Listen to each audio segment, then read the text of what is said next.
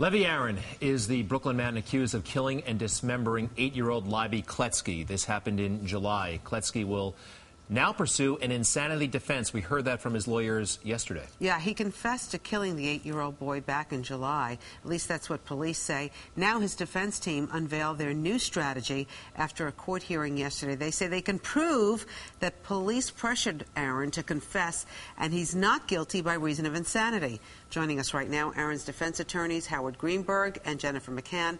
Thank you so much for coming on Good Day New York. You're welcome. Thanks for having us. Yesterday, outside of court, you said he's either evil or insane. How did you come up with these two adjectives? Well, let's put it this way. This is a very simple case. He's either evil or he's crazy, and we intend to prove he's not responsible by reason of insanity. I mean, it's very straightforward. And there's any number of good reasons to believe that he's crazy. Jennifer McCann, this is a PDF print-up of the confession. It's very detailed. It summarizes. This is from Aron Levy. First of all, do you maintain that this was coerced? We maintain that it was police overreaching, that he was fed the specific words to use. He's a man with a low education, seems to be a simple IQ level, and there are police terms such as approximately in there. There are numerous additions added for somebody who is telling a story that's unlikely to have happened, and there are major facts that have come out to light in the case, such as the medication of the boy that's clearly absent in that confession because the police didn't know at the time. Was the confession videotaped? There was a second videotape confession later. And you saw it? Yes. Was there any sign, at least on the videotape, of coercion? It's hard to give you an answer on that. There's a lot of references to the paper in that videotape, and the paper is not in front of him. And that oral confession was only 1 hour after this confession, yet somehow they weren't able to videotape this one. That's very odd that they had the equipment. Mr. Greenberg, I mean, can't you argue that anybody who kills somebody is crazy? Either you're crazy in the moment or you're just plain crazy. Well, fortunately, we don't have to do that in this case. First of all, take a look at the nature of the act itself. You don't need to know any more than that to determine that that was done by a crazy person. Why? What points to that? This is a man who some people say, you know, he knew exactly what he was doing. He dismembered this 8-year-old boy and put his feet in the refrigerator. Well, we'll just disagree. The act itself tells me that he's crazy. Also, if you look at him, my impression of him is that he's virtually catatonic. As, for example, yesterday in the court appearance, sat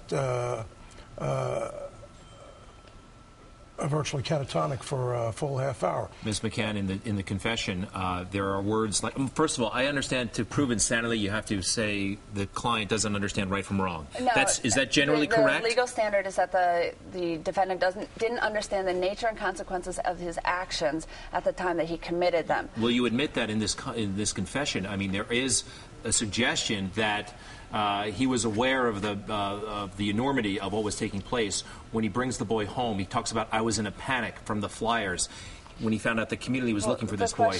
Once he killed, according to the confession, once he smothered him with the towel, he panicked again what to do with the boy. That word panicked is a key one. This came from the police. Two things that I have to say about the confession are as follows. First of all, it's a transparent attempt to make him look like a rational actor. That's number one.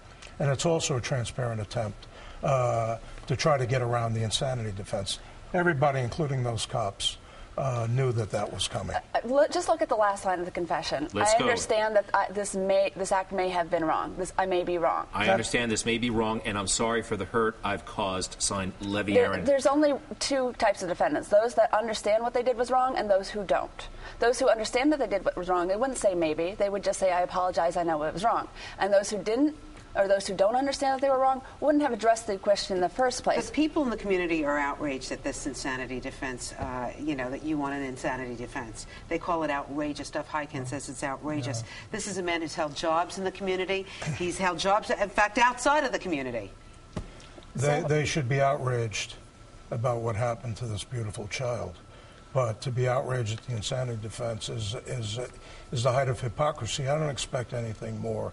You just joined the case, Ms. McCann. From Duff Hyken. Ms. McCann, you've been attached to the case for a while, yes. And you've been jeered, you've been taunted in the courtroom and outside the courthouse. How are you holding up?